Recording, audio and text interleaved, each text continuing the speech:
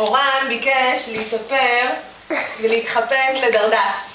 אז אנחנו נתחיל עם הצבע הלבן, ניקח על הכרית, שמנו את הצבע הלבן, וסביב העיניים אנחנו מכינים ויוצרים שני עיגולים לבנים.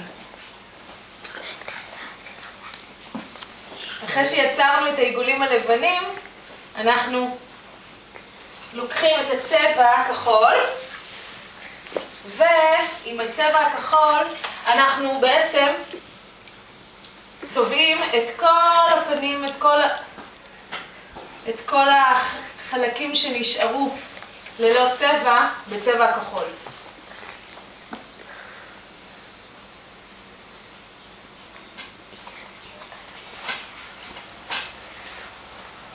נשאר רדיו.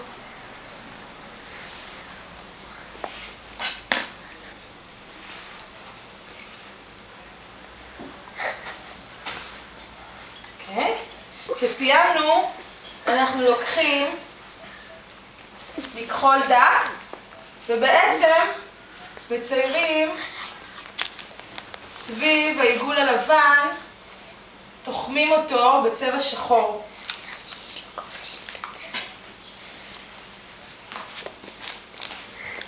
כמובן שאפשר גם להוסיף